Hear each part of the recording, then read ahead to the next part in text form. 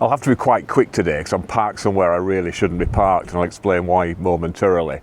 But what I want to talk about is an interesting story in the papers. A chap is declining to do jury service on the grounds that he's a right-wing anarchist and it is against his beliefs to pass judgment on anybody.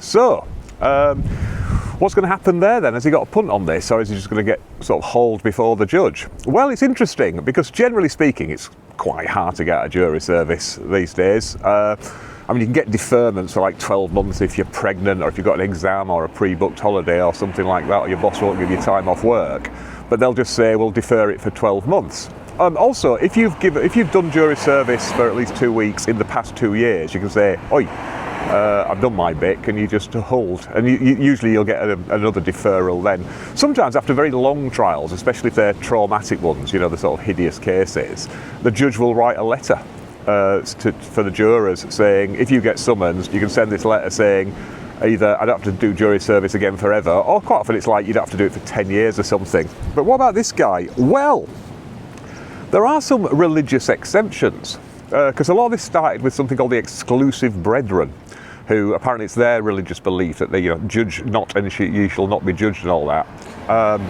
So lots of debate in Parliament when they were doing the Juries Act, specifically about them. And the argument was, well, yeah, you can't really force somebody to go against their beliefs, notwithstanding a lot of people probably prefer not to do jury service. In ancient Rome, just to go off at a tangent, I shouldn't really be padding this out because, like I say, I need to get away, but Emperor Claudius, because one of the roles of the censor back then, I know you all like censorship, was to maintain the jury lists. And Claudius famously struck off everybody who had a potential exemption, like number of children or something like that, who didn't take it. Because his argument was, nobody likes doing jury service, so the only reason somebody would do jury service if they don't have to is if they're open to taking bribes, which is an interesting way of doing it. But anyway, what does the Juries Act say? That does allow for deferrals and exemptions. And here's the guidance that the relevant officers get. Applications for excusal from members of enclosed religious orders, from practicing members of religious societies and orders, and from members of secular organisations whose ideology or beliefs are incompatible with jury service should usually be granted. That is, you know, the exemption. If evidence for either situation is not provided, it should be requested before the excusal application is further considered. Where jury service conflicts with an applicant's religious festival, it should be deferred. Oh, that's all right then, that's me getting all the pagan holidays off. So there it seems to be, there is an exemption for people. I mean, that was for things like nuns and monks and stuff, you know, lived in enclosed orders. But you'll see it's anybody who's in a religious order.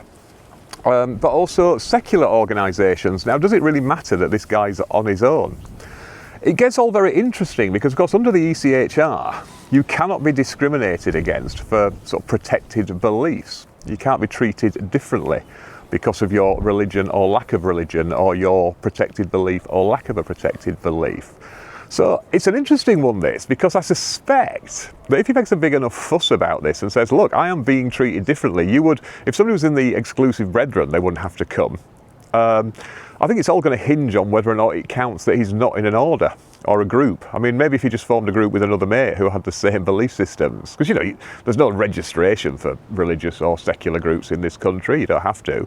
So it's an interesting one there, and I think I'll follow this closely to see what happens, because obviously they wouldn't want to set a precedent that everybody's just going to say, I've got my own religion or belief, which is that you know, Alan Robertshaw shouldn't have to attend jury service. It's pretty much our first commandment. You know, like I say, I'll watch this and just see what happens. But yeah, I think actually it's interesting, because I think he does have some potential arguments on that. If you're just going to let some people be excused, why not me? But of course, then the flip side is they'd be worried that people just come along and say, I just don't believe in, you know, the concept of being, you know, on a jury or anything like that. But there you go. As always, hope you found that vaguely interesting, vaguely useful, vaguely accurate. So where am I today? Well, I'll spin round, and first of all, there's some very nice fields, and I pulled in here because there were some little baby moo cows that I was talking to. But I don't know if you can see on the horizon, there's a series of very interesting satellite dishes and satellite receivers. And that's GCHQ. That's GCHQ Bude, where they do all the intercepts, where they intercept all the electronic communication. I believe also, I'm not sure if is that not really state secret, is it? That also there's the old Gun Hilly satellite farm down on the Lizard in Cornwall. That used to belong to BT, then it went into private hands. Because I actually tried to rent it once for a rave, but it literally just sold to a company. I remember I actually drove onto the base by accident. Depending where I edit this, I might put some photographs up that I took there, because they'd left the back door open, and it turned out they'd only done that because they were just moving loads of kit and things in, and apparently they had subleased it for extra capacity to GCHQ.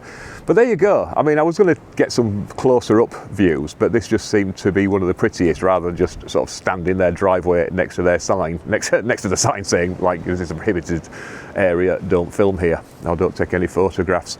But there you go. So, as always, oops, where am I? Oh, just pan up a little bit. As always, I hope you found that. Yeah, I've done all the vaguely interesting and stuff like that. Oh, and thanks for all the subscribers. As you know, I have a policy of never asking for likes and subscribes, although every time I say that, you always subscribe. You contrarian bunch, you. But you're under no obligation to. I do appreciate it when you do, though, so thank you for that. Also, I noticed apparently I've got some members. Some of you have actually forked out your own hard-earned cash to watch this channel. Please feel you don't have to, honestly, because I just enjoy making these videos for people, and it's not like you get any special extra preferred treatment. I'll just move that up a little bit, although it's getting a bit late now. You don't get any preferred treatment just for sort of, you know, subscribing or anything like that, or paying me money. I just appreciate it when you do. But to be honest, if you've got some spare cash, just give it to an animal charity or something. Just buy some dog biscuits, because that's all I'd spend it on. Oop. Don't see my number plate. It doesn't matter, does it? I'm next to GCHQ. I'm sure they've got my number plate. When I was like taking this tripod out of the bag, and everything. Oh my God, could I look any more like I was setting up a sniper rifle?